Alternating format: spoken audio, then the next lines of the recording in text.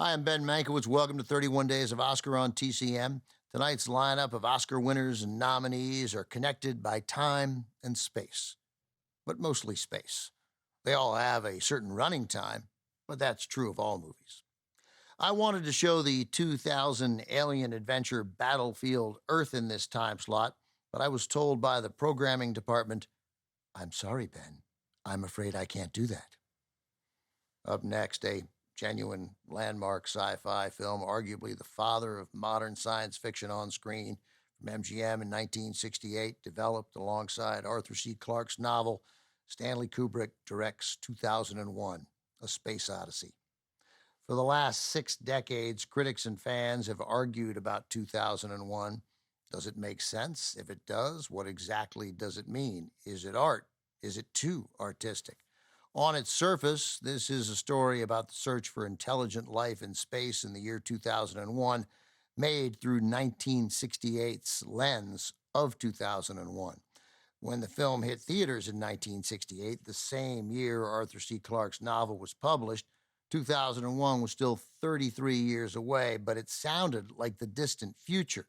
It was, after all, a new century, a new millennium. It seemed to represent a fantastic future of limitless possibilities. Today, 2001 is better known as 25 years ago, a quarter century into our past. To this day, this movie, 2001, remains polarizing, a film loved or hated, though most who love it argue it's either loved or misunderstood.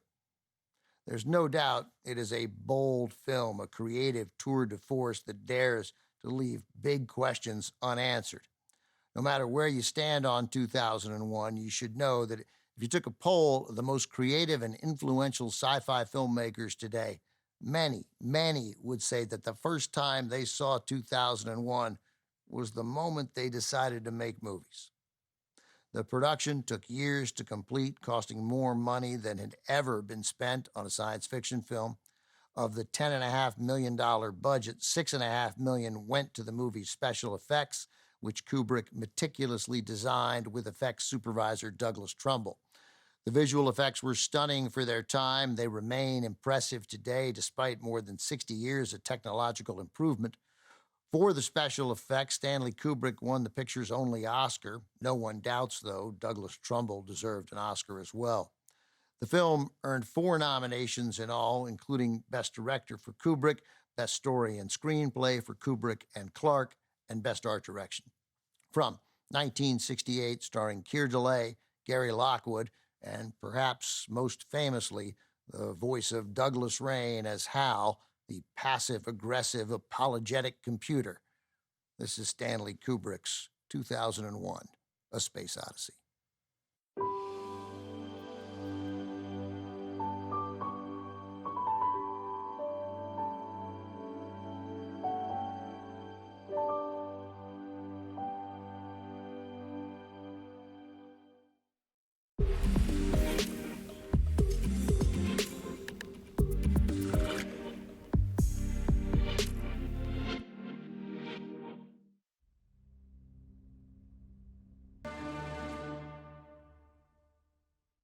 2001, A Space Odyssey received 4 Oscar nominations: Best Art Direction, Best Director for Stanley Kubrick, Best Original Screenplay for Kubrick and sci-fi writer Arthur C. Clarke, and Best Visual Effects, which it won.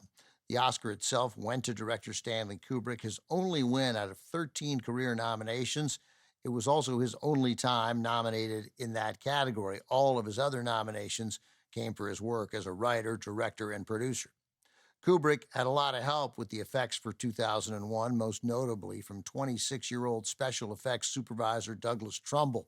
After completing the film, Trumbull went on to become the visual effects supervisor for other landmark sci-fi movies, including Close Encounters of the Third Kind, Star Trek: The Motion Picture, and Blade Runner, each of which earned him an Oscar nomination. In 2011, the Academy gave Trumbull the Gordon E. Sawyer Award for his lifetime of technical contributions and leadership in the motion picture industry. Coming up, another sci-fi adventure featuring Oscar-winning special effects. Maroon from 1969, starring Gregory Peck, Richard Crenna, and David Janssen, is next on TCM. Next Next on TCM, Marooned, then Forbidden Planet, and later, Anthony Adverse. Cross swords with Oscar tonight.